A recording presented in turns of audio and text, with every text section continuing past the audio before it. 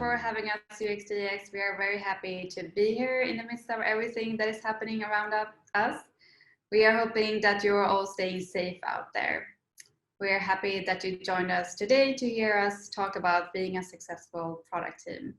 My name is Saga Lundqvist, and I'm a senior product designer here at WeTransfer. Hi everyone, and my name is Boris, and I'm a software engineer also working here at WeTransfer. And together with our product manager, Sam, we are the team leads for the Collect product.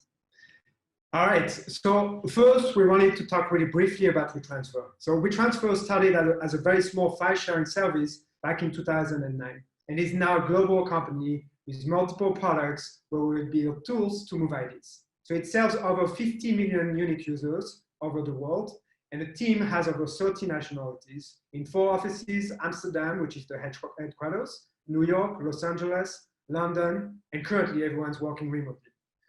So one of those products is Collect. So both Saga and I work for Collect. So Collect is a tool that lets you save anything and fuel your IDs. So to keep it really simple, it lets you add content from multiple sources, so like images, maybe links, maybe music, and sync that content across multiple devices, share that content, and collaborate on that content. So Collect is available on iOS, Android, macOS, and also on the web. So we support a wide range of different platforms. Yeah, so all the product teams at WeTransfer work cross-functional and are autonomous, so they can set up their own schedule and principles.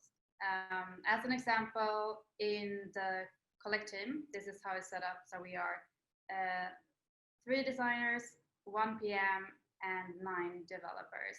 We are 2 product designers that works full circle. So we work as generalists, we covering everything from research, wireframing to interaction design and visual design. And then we also work with 1 brand product designer that's focusing more on the marketing side of things. And on the engineering side, so we have 3 iOS engineers, 2 Android engineers, 2 backend engineers, and 1 front-end engineer. On top of that, we also are supported with the shared tech team, who is here to solve problems at a different level for WeTransfer, but they really help us. And we also have the architecture guild, which is also here to help us. And we also work outside our core team with our horizontal teams, which is user research, analytics, copy, studio, marketing, support, and QA. And each of these horizontal teams has a dedicated Collect person that will join our meetings when relevant. And here you can see our interactions with each other. They're happening very frequently and can also be a little bit complex. All right, so now that we've introduced the context of our team and the context of WeTransfer, we wanted to talk more generally about what makes high-functional team flourish. So today we're not going to define what a high-functional team is, because there is no really good generic way of doing that, right? It really depends too much on external factors like the area of expertise and those kind of stuff. So instead, what we're going to try to do today is to provide what we believe, Saga and I, is the most important to set up high-functional teams. So we've worked in many different product teams throughout our careers, and we've identified key values that we really believe are essential to building a high-functional team. So the first one is vision, introspection, communication, time fragmentation, psychological safety, trust, and finally, personal improvement. So this is going to structure the talk for today, and we're going to go a little bit more in depth for each one of those and talk about why we believe they are so important. Yeah, so the first thing that you want is to have, for a high-performing team, is to have a strong vision. You want the whole team committed and aligned for the value the product is giving. You need the team to understand the goal of the problems you're trying to solve, and also how do you get to that vision. The vision will also help your team focus when the times are challenging or uncertain. One thing that we learned to keep a team focused is also to keep everyone working on the same feature, even if it's small. We learned that keeping everyone working towards the same goal, it's really important and make the team work better and they stay more focused. There have been times when we don't really know where to go, when we've been standing in this crossroads, and the Collect team wanted to go in one direction and the leadership and the stakeholders wanted to go in a different direction. For example, should we go back to the old WeTransfer app proposition, which was all about sending and receiving files, or should we move on with this new value proposition with the collect vision? And times like this can be tough and affected the team negatively, but having an aligned vision helped the team stay put and keep pushing forward. Now when we can see a higher engagement with the app and see more people collect, we also think that keeping our vision steady was a win for us and also for the company. So this brings us to our second point, which is about introspection. So every team needs a way to look back and to reflect. So this is how we can learn from our mistakes, and this is how teams grow, basically. So most of the time nowadays, this is done through a retrospective meeting, which both Saga and I believe is the most important ritual. So it should really influence and set up every other meeting you have, and it should really guide you to establish and revisit behaviors that work for your team. So in our opinion, we believe we should reflect at least once a sprint with everyone, that's really important, and evaluate how the team is doing and how it is currently set up. So make sure that every team member feels comfortable sharing their pain points. You really need to create a safe environment. And you also need to make sure that everyone has a chance to be heard. So it's usually a good idea to encourage sharing those topics of discussion before the meetings happen and throughout the whole sprint. So these meetings should really be the meetings where a lot of new ideas are born and a lot of ideas are actually being killed. So finally, on top of regular retrospective meetings, we also believe that it's a good idea to have retrospective meetings that are more specific about a very focused topics. So a good example for that is to discuss how building a specific feature went. So retracing the timeline, identifying what worked, what didn't work, and all those kind of stuff. So for Collect, the team meets once every couple of weeks. That's how long our sprints are, for about 30 to 40 minutes maybe at the end of each sprint. So everyone is encouraged to prepare items to discuss before the meeting. We usually just follow a very simple pattern, which is the start, stop, continue pattern, where someone, or when we start discussing about topics we should start doing, ideas we should stop doing, and ideas that we should continue doing. So it's a really great place for us to address topics like what went well, what didn't last sprint, reevaluate the tools we've been using, and reevaluate how we do communication, for example. So we really try to address issues immediately, and we are really open and flexible to change and to try new ways of working. So this is really important. You should really not be afraid to try things, even if they don't really work. You just reevaluate during the next retrospective how it went, and if we should continue or not with it. So our stand-up process is a very good example for that, right? So it really has evolved a lot as the team grew, and we really believe it evolved for the better. So at the beginning, when we were really small, we started by doing stand-up every single day. And as the team grew, we realized that didn't really work for us. Then we moved on to doing stand-up on Slack, but also that didn't really work for us either. And we kept on iterating, and eventually we find what we're doing right now, which works really well for the team we have, which is about 13 people, which we meet every other day, and we just talk really briefly about what we're going to be working on. So those stand-up are usually max maybe 5-7 minutes really long, and really no more than that. So this was really a necessary process for us to really grow as a team, and the regular retrospective meetings has really allowed us to identify the shortcomings of our stand-up meetings and to really address those problems. So this is one way of doing introspection, retrospective meetings. And we believe this is a way that works pretty well for us at least. Yeah, and next, communication. Communication is really important, and it's no tool or process will work without it. And especially important if you work with a lot of different platforms and different functions like we do.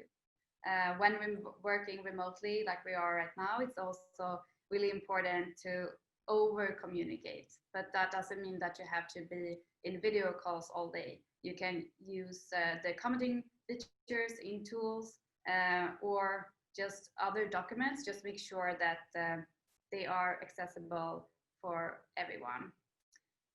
Communication is something that we're always trying to improve. We are not perfect, and we try constantly to improve our miscommunication and misalignments. We have been in a situation where the iOS and Android platforms build out different behaviors for key flows. And we learned that kicking off initiatives at the same time with the whole team and keeping one clear source of truth for all platforms makes it easier for everyone to stay aligned. So we're trying to keep all platforms spec'd out in this spec doc. Since we have multiple platforms, it's hard to always align the timing of the implementation phases. So we learned that keeping this doc at hand is really helpful when any question comes up. The goal is that this doc will have all the decisions and answers the developer, product managers, or designers might look for. Even the horizontal teams like research, QA, support, and other stakeholders interested in a feature. Nowadays, it's easy to communicate design between designers and developers through design tools like Figma, where we can discuss design in real time, either by commenting directly in the tool or by having a call and walk it through. But collaboration between design and development has become so much easier and smoother, and now it saves us so much time. So next, we wanted to talk a little bit about time fragmentation.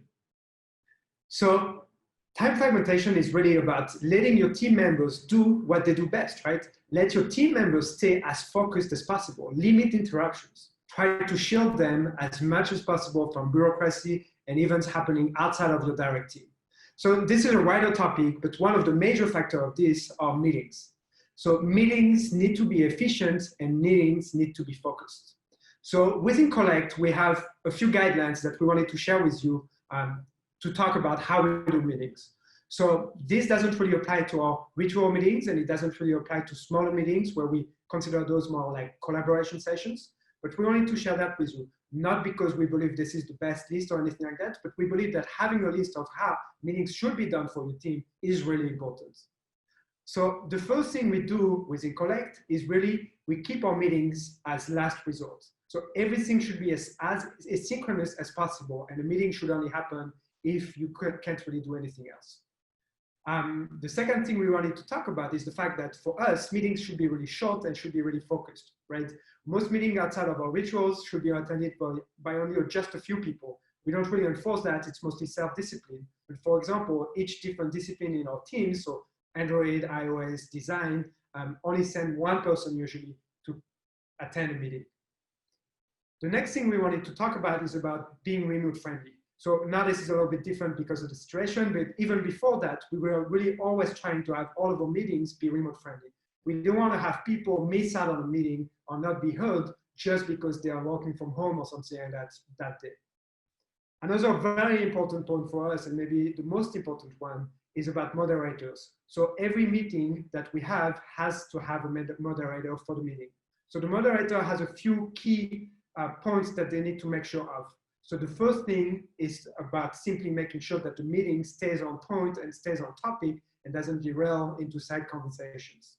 The second one is about to make sure that everyone has a chance to be heard, right?